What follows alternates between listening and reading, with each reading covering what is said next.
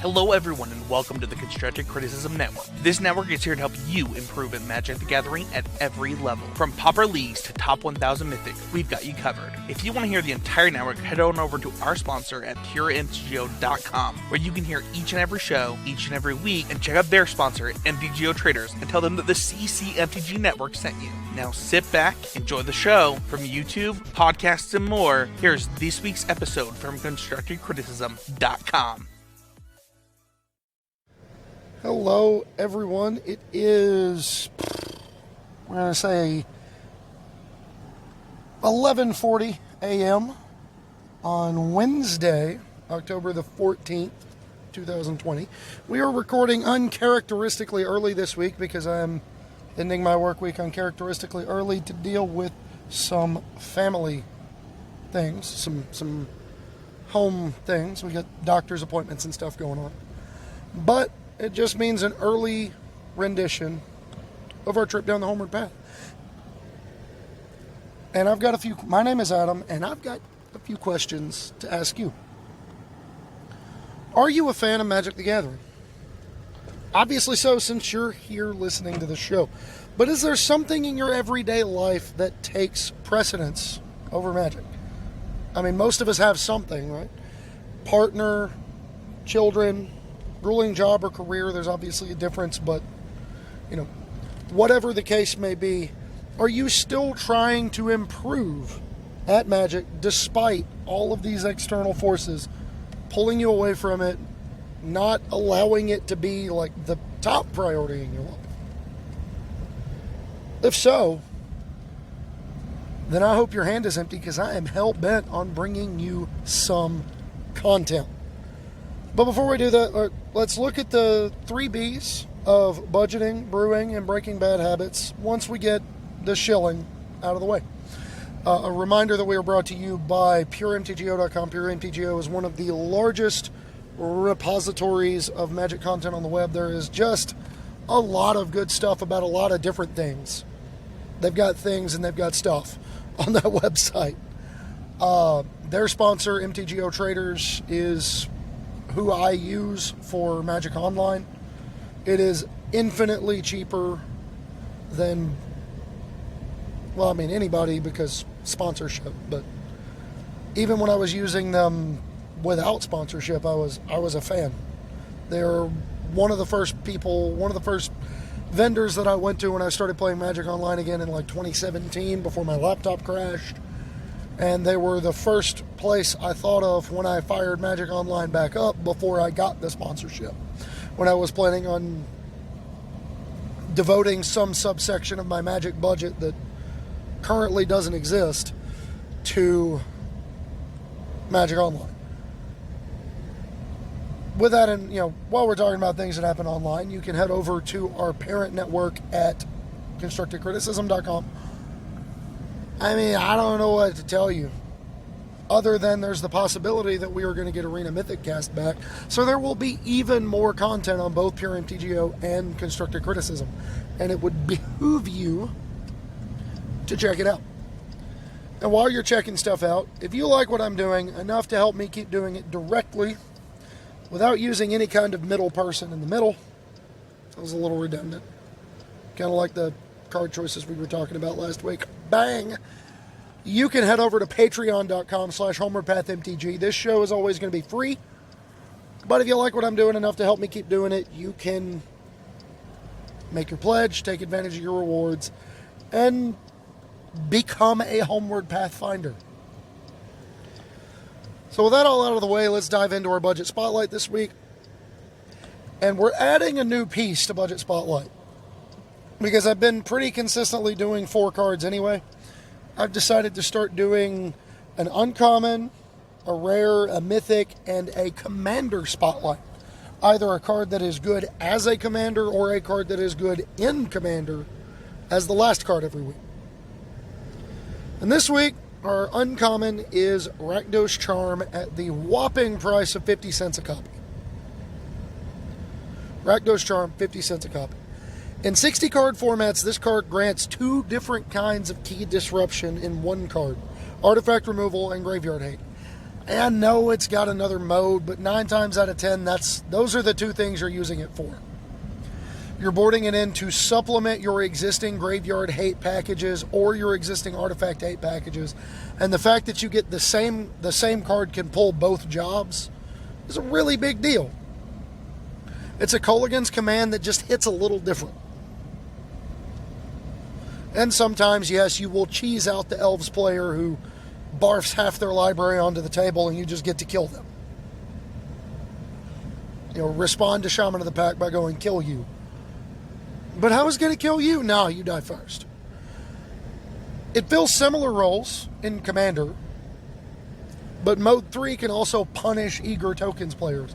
If you're having a nice, fair Commander game and you're playing a Grixis Commander or a 4-color that includes blue, red, black,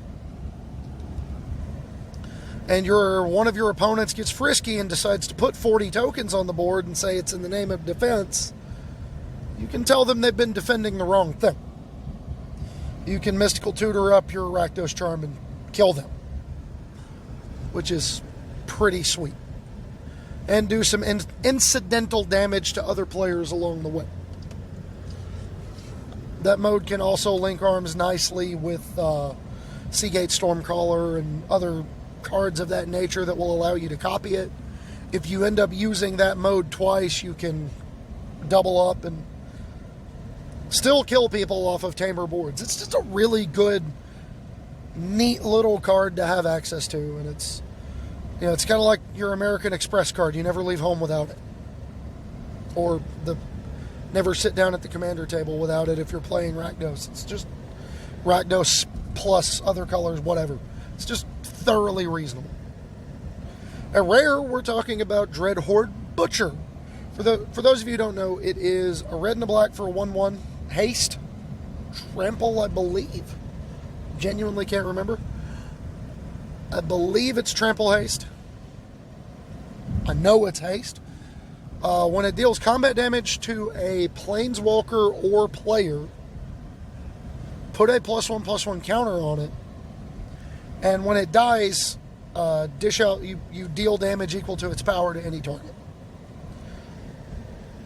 This card applies a ton of pressure, forcing your opponent to answer it and answer it early.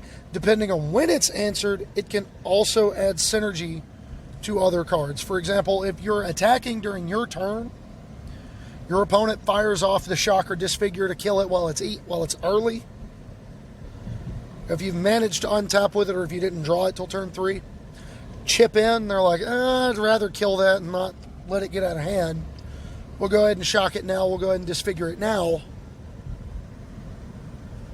We'll go ahead and throw this 3/3 in front of it now. That's fine. Because we're going to ping you for 1 and cast Light Up the Stage. Or we're going to ping you for 1 and be able to cast Spawn of Mayhem. Or, the synergy is there depending on when it's dealt with, which is really sweet.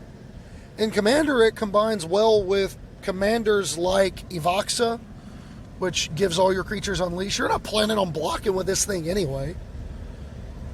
And making it bigger before it starts connecting is a real good place to start with a card like this that's going to get bigger every time it hits them anyway. It also plays well with cards like Call the Death Dweller or Agadeem's Awakening, Gruesome Menagerie. Like, there are a few things I can think of that would be more horrifying than you reviving with like a Gruesome Menagerie. You revive Bomat Courier, Dreadhorde Butcher, Legion Warboss. That just sounds horrifying to deal with. That seems like nothing I want any part of trying to fight with. You serve in for 3, get card advantage, chip in, like, things are getting worse next turn, you got to deal with it, and you probably just already dealt with it. You probably thought you were done dealing with it, but no. At Mythic, we got Rakdos' Return at $1.50. For those of you who don't know what this is, it is a Mythic sorcery. For a black, a red, and X, deal X damage to target player. That player discards X cards. This is a mind twist. Let's not make any two bones about it. That's what this card is. It's mind twist. It is exactly mind twist. You are ripping a bunch of cards out of their hand. The damage is ancillary and like you're interested in it, but that's not why you're playing this card. You're playing this card because it's a mind twist. And mind twist can turn a fair game on its head very quickly. You are looking to use this as an X for one. It's the Rakdos version of Sphinx's Revelation. It's the anti-Sphinx's Revelation. Instead of drawing me a bunch of cards and gaining me a bunch of life and fortifying my position, I'm just going to rip yours apart. That's what I'm here to do.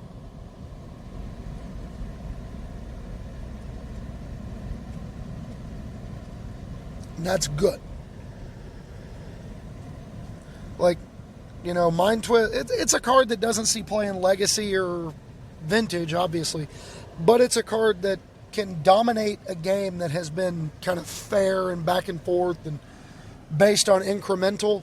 Similar to control decks drawing a bunch of cards in the middle of a game, ripping your opponent's hand apart in the middle of the game, and putting them in top deck mode while applying a little bit of pressure to their life total. Like, this thing for 3 is real strong. And even as a mind rot that deals 2 damage, it's not embarrassing. It takes a little bit of work to get it as efficient as similar cards in older printings that have more of a finite ceiling but a higher floor. Cards like Blightning that only ever deal 3 damage and make them discard 2 cards. But in the case of Blightning, it does a really good job forcing the opponent to they gotta have it. They gotta play carefully. They gotta be ready. And last but not least, our Commander Spotlight is Rakdos, Lord of Riots at $5.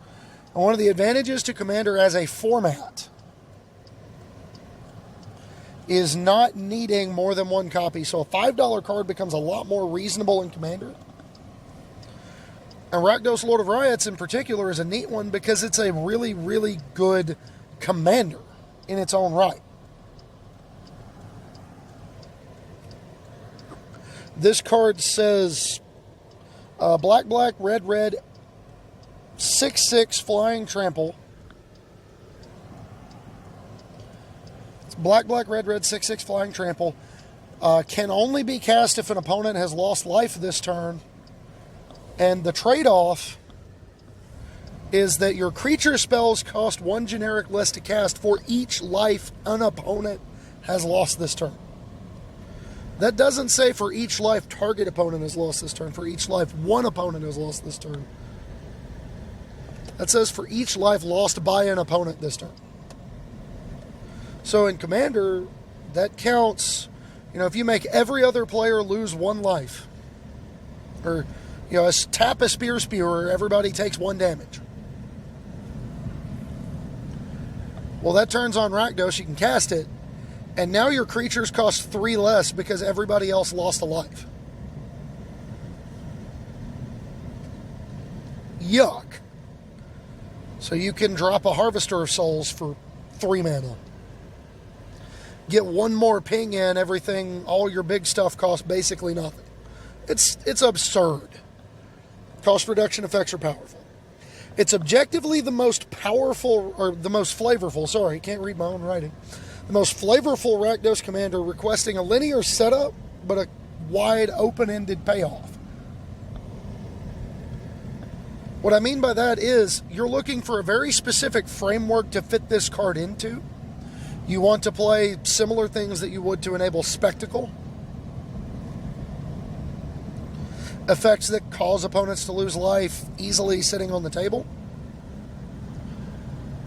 But the trade-off is you don't necessarily have to be built all the way around those mechanics. You just need enough of them to trigger Rakdos. so that you can cast it. And in the case of Rakdos, Lord of Riots, this card can be as broken or as fair as you want. You can use it to just plop a lot of power and toughness onto the table, make your opponent deal with stuff. You can use it to enable game-breaking combos in black and red. You know, the world is your oyster. You know, Machias the Unhallowed becomes a lot easier to cast. So does Murderous Redcap, so you can set up those two plus a sacrifice outlet to just go off and kill the table, or you can leverage them in a different way and make use of. I mean, there's a lot of stuff to look at with this card that is really, really, really good. There's also a lot of stuff you can look at with this card that's like totally fine, and you're fine to use, but it's not gonna make you the enemy of the table either. And probably the best reason to love this card, $5 especially, is it's freaking Rakdos. When I was first learning to play Magic, when I was younger, playing through the original Ravnica block, Rakdos the Defiler was one of my favorite cards, even though it was stone cold awful. Because it's just so cool. It's so flavorful. It embodies the character of the Rakdos Guild so perfectly. And Lord of Riots does that to 11. But, moving on into segment 2, we've got our brew of the week, and this week we're going to be talking again more about a concept than a specific list after the wild deep dive that was last week. And we're changing formats. Because as I mentioned, I am looking more into the eternal as I get older and wiser. And this week's brew concept of the week is Rakdos Aggro for Historic. Now, it's an excellent choice if you're looking for a proactive package that will prematurely punish opponents' plans. The aggressive core can go light or fast, or it can go light and fast, or it can go big and powerful. If you go light and fast, you're looking at a lower overall mana curve, more haste, and a faster goldfish draw. I.e., you're looking to kill them as quickly as humanly possible. You're not looking to mess around with value. You're not looking to mess around with drawing cards. You're not looking to mess around with, like, trying to take your 2-for-1s where you can. You're just looking to put as much power and toughness on the board as early in the game as possible and make them have an out. Make them deal with you. Cards like Robber of the Rich, Light Up the Stage, and Luris can make up your card disadvantage that you're going to suffer while you're trying to get on the board and get them dead. And in particular, a Luris-based Rakdos aggro deck, as opposed to the more traditional Luris deck for Historic, which is Rakdos midrange, Rakdos Pyromancer, is particularly appealing because when you're buying back creatures like Dreadhorde Butcher, Robber of the Rich, Serrated Scorpion, Scorch Spitter, Soulscar Mage, and you're buying those creatures back, even if you're just playing like Luris alongside the mono red burn with Luris. Excuse me. Buying back Soulscar Mage to turn on Wizard's Lightning. Buying back Vashino Pyromancer to ping them for 2 and turn on Wizard's Lightning, or enable the Skewer the Critics in your hand. It all adds up. Like, buying back Get 2 Lava Runner, chip in for 2, turn on Wizard's Lightning. Enable the Light Up the Stage in your hand, which may find more burn spells. Even something like that, a light and fast red aggro deck that splashes black in order to play Luris, falls under this heading. Because frankly, in a matchup between this one and the Mirror, you have more of the capacity to interact with your opponent in a longer game, because your opponent spending cards to deal with your creature instead of going to your head is like card advantage for you, even though you're not built around it. You know, every card your opponent spends to kill a creature is a card they don't spend going upstairs.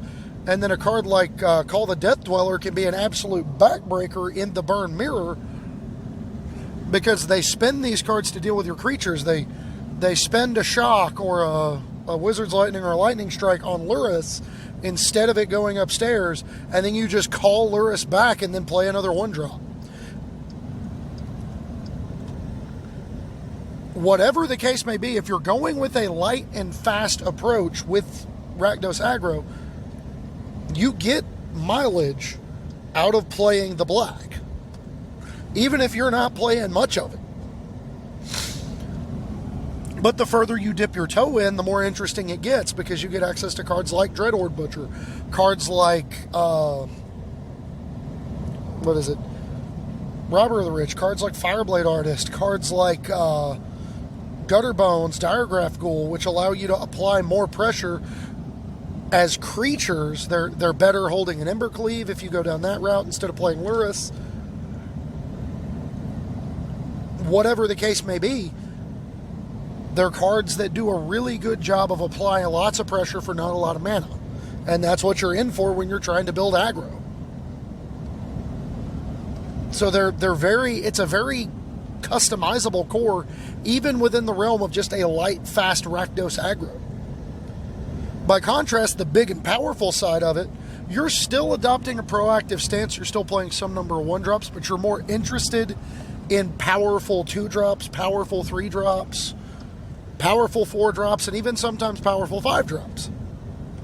Think the red-black Chain Whirler deck at the height of its prowess, pun intended, in Standard.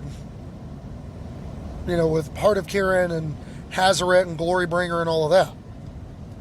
You can almost play that deck in Historic, because we've got Canyon Slough to help turn on Dragon Skull Summit, but we've also got Blood Crypt to turn it on.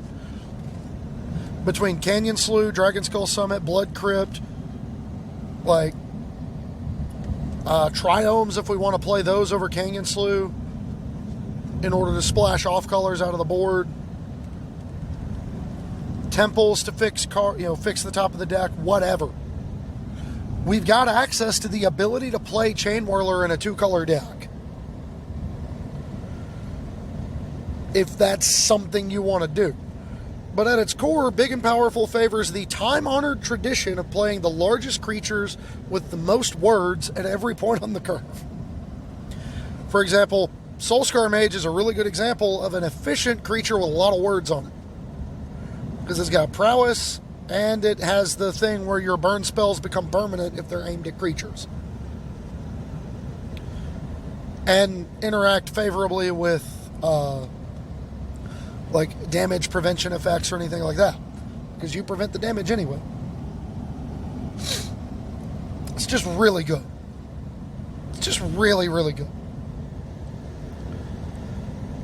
But cards like Goblin Chain Whirler, Rekindling Phoenix, Hazaret the Fervent, Bone Crusher Giant, Glorybringer link arms with your black disruption and removal, wherein, as opposed to the light and fast aggro deck, where you're looking to play a lot of burn spells, maybe a little bit of removal, maybe some disruption after sideboarding, in the bigger Rakdos aggro deck, you're looking to play it as like a rule. You're disrupting them to slow them down so that your more powerful things can dominate the board state. Similar to a mid-range deck, but more in line with like a big aggro deck. You're the aggro deck that beats the other aggro deck. And then sideboarding offers lots of enticing options, like disruption in the form of cards like Thoughtseize, Agonizing Remorse, Duress, Necromentia. I mean, there's quite a few to choose from. We start looking into, we look ahead to Kaladesh joining the format next month, and you get a card like, what is it called? Lost Legacy as a sideboard option against decks that are very linear. Like, we got access to disruption. We got access to recursive threats. Again, looking forward to Kaladesh. We get Scrappy Scrounger. We probably get Heart of Kiran. unlicensed disintegration to go along with them. Like Mardu vehicles could be a thing, but it's going to be even more likely that just plain old Rakdos vehicles are a thing because the mana's smooth. Mardu is going to have some legs, but it's going to be a base white deck, not a base red deck. Because of how the lands shake out. You've got the pathways and the fast lands, and the pathways from Zendikar and the fast lands in Kaladesh are black, white, and red, white. There is not a red, black one. So that makes it a little bit more difficult to justify playing, your Boros splashing black, not the other way around. Not Rakdos splash white.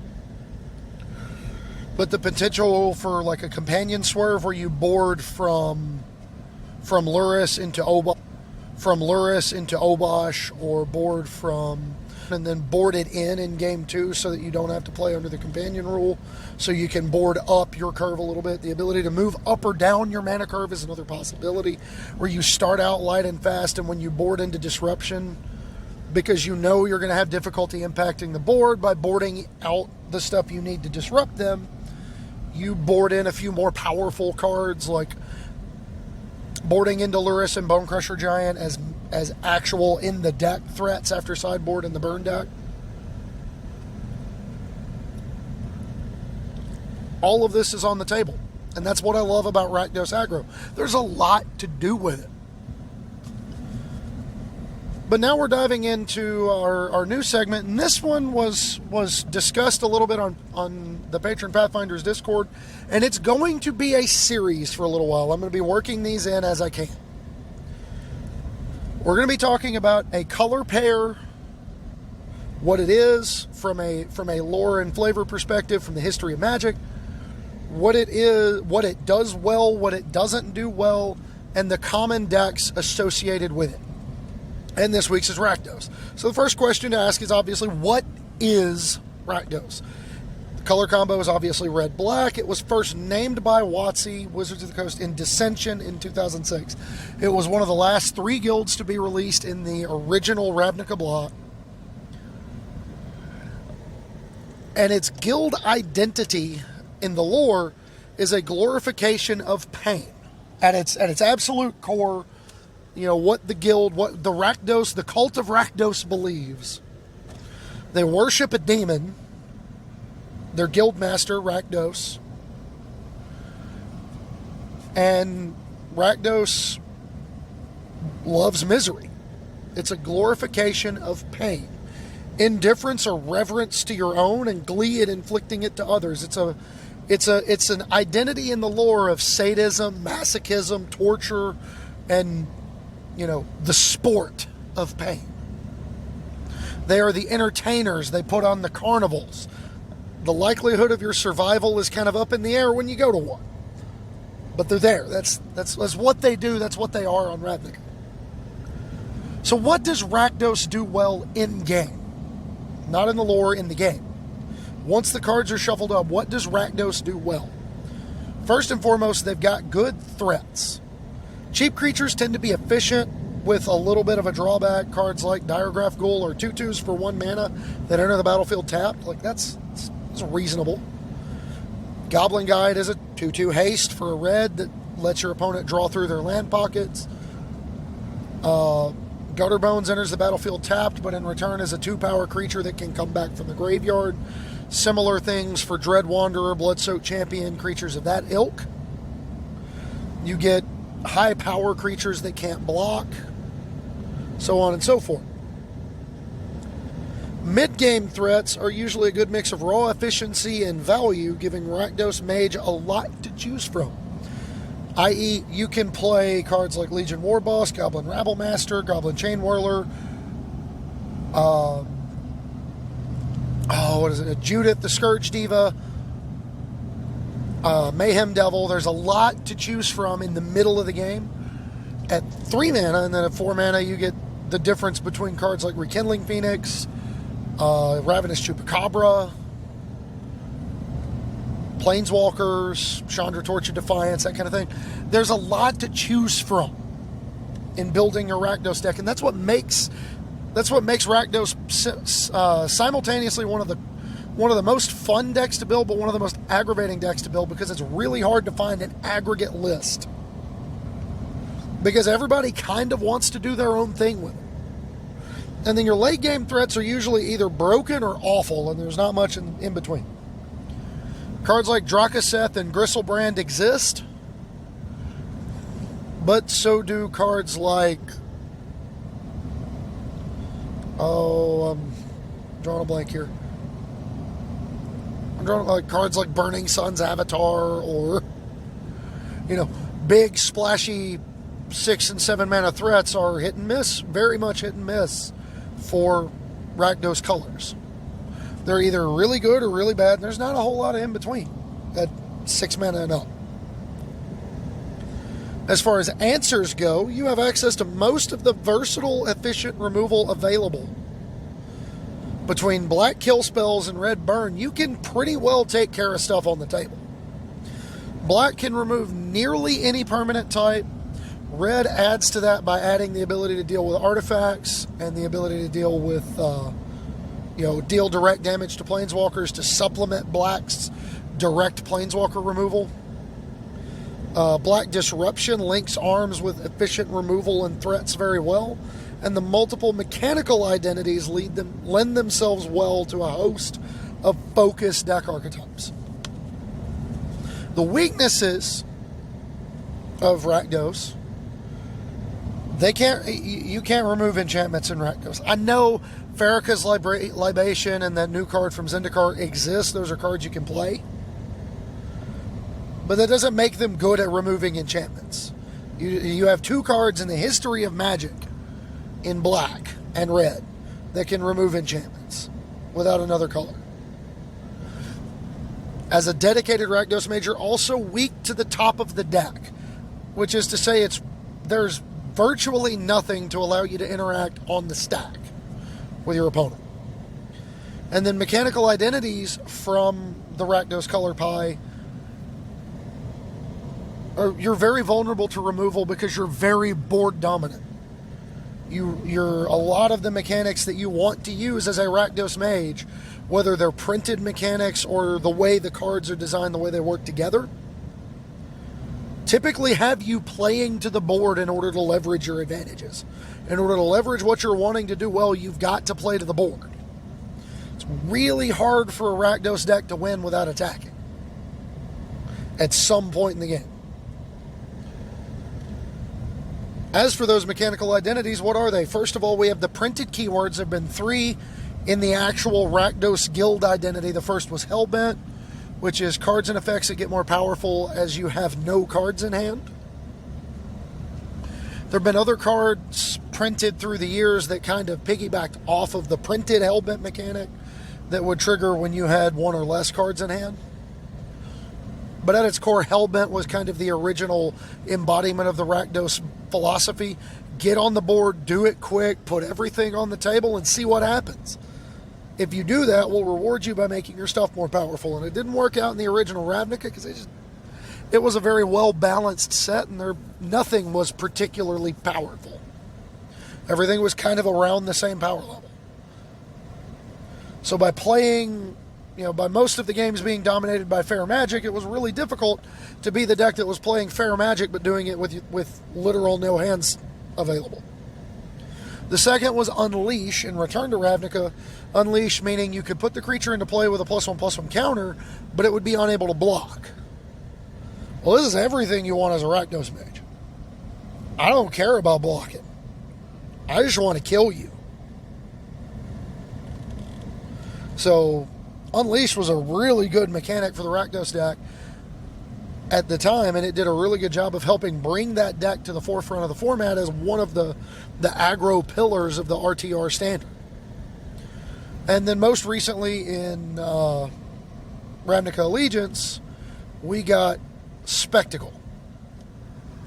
And this was one of the best designed mechanics I've ever gotten to play with. Because... the best Spectacle cards are kind of like the best Affinity cards, are kind of like, I wouldn't even say the best Affinity cards, they're kind of like the best improvised cards, they're kind of like the best Prowl cards in Lorwyn. They're cards that you don't mind hard casting. Like, red decks would have killed for a divination back in the day. But then we gave them a divination that sometimes costs 1 mana. As long as you play it post-combat, which is when you want to play your spells anyway if you're a red deck. A card like Rick's Mighty Reveler has been an unsung hero for me in the Rakdos Death Whirler deck in Historic. Largely on the basis of the fact that in the middle of the game, I can top deck it, declare an attack with my First Strike Menace Death Touch Chain Whirler. They're probably not blocking that. You serve in for 3. My hand's garbage, so we're just going to go ahead and play Rick's Mighty Reveler, discard my hand, draw 3, and we're going to be pretty far ahead. But even on the surface, I don't mind playing Rick's Mighty Reveler in the deck because it also feeds into the way the deck is built. You can discard Chain Whirler on turn 2, cast Call the Death Dweller on turn 3, and rip apart a board of creatures. But beyond printed mechanics, there's several repeated themes that have come up over the years for red and black together as a color combination. The first is discard for value. This first really started to come up during Odyssey block with the flashback mechanic. And there were a lot of decks that did this, but red and black kind of got some subtle jabs and subtle nods here and there. Cards like Fiery Temper, cards like Cabal Therapy, that you could discard for value. Whether it be discarding Fiery Temper to madness it and fire out on a creature, discarding Cabal Therapy knowing you're going to flash it back later. Discarding Lava Dart to flash back later is a common play line in Modern. Even in like the Reanimator shells, you're discarding big creatures for value to get them back later and find the cards you need to get them back. Faithless Looting got banned in large part because of this identity of discarding cards to generate value. Aristocrats gives you like Morbid, the abilities that trigger when a creature dies.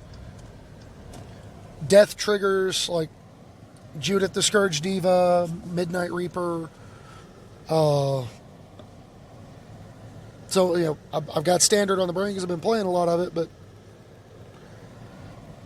triggers that happen when you either sacrifice something or when something dies or when this dies, make a token so you can maintain your board presence. You've got the group pain aspect of Rakdos where you're hurting everybody, but you're benefiting the most from it. You've got an anti-life gain sub-theme in Reign of Gore, Everlasting Torment, Rampaging for Rassadon. You've got the punishment mechanic or the bully mechanic in cards like Browbeat, Dash Hopes, Bone Crusher Giant, Tectonic Giant, Leyline of Punishment. The mechanic that basically says, either let me do this or you're going to hurt. Either let me do this or I'm going to hurt you. That's what I'm talking about here. And then the common deck archetypes for Rakdos. You've got mid-range built around the disruption and removal. It's probably the most common, but it's also the one nobody can agree on because nobody knows what the correct Rakdos mid-range deck looks like. Like, you could make an argument in Historic right now. The Rakdos Lurrus deck is really good, but so would be one that's built around playing like Rekindling Phoenixes and Glorybringer and just jamming a bunch of removal spells down their throat. Sacrifice Shells leveraging powerful payoff cards is another one. We just got done dealing with that in Standard. Like, Mayhem Devil's a heck of a Magic card. Fast aggro leveraging Disruption, Burn, and a lean mana curve. Or even tribal aggro using appropriate payoffs. Goblins, vampires, pirates,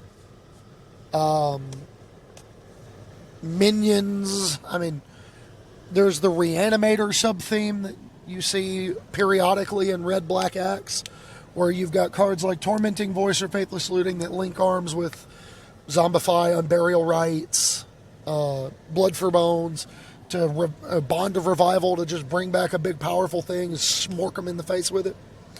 Whatever the case may be, there's a lot to choose from in Rakdos, and it's so underrated in that aspect. Everybody thinks of Rakdos as a color identity, and they're like, oh, well, you're either, you're just going to, put a bunch of stuff on the table and kill somebody. Well, technically a large percentage of the time, yes. In practicality, not really. There's a lot of different looks at Rakdos. So, that's going to wrap up the main topic in the episode for this week. Thanks, everybody, for listening. I hope you've enjoyed. You got questions, comments, concerns, reach out to me on Twitter. I'm at HomewardPathMTG. On Facebook, my name is Adam Spain. Join the conversation in the Facebook group, the Homeward Pathfinders. If you are a patron of the show at any level, you get access to the Patron Pathfinders Discord, where we discuss episode topics, where we bounce deck lists and stuff off of each other. And if you're a patron of $3 or more, your deck could be featured as our Brew of the Week. So, keep an eye on that. And that's all I have. I don't have any MTG dad jokes this week. Got a lot of good stories from people, but I don't have any MTG dad jokes this week. So, I will leave you as I traditionally do, with the words of Peter Capaldi. The world is horrible right now, we can pretty safely say, especially here in the U.S. So, everybody's dealing with it in their own way. Remember, when dealing with other people, never be cruel, never be cowardly. Remember, hate is always foolish and love is always wise. Always try to be nice, but never fail to be kind. So laugh hard, cast red and black spells, and be kind. And we'll catch you next week. Be safe, everybody.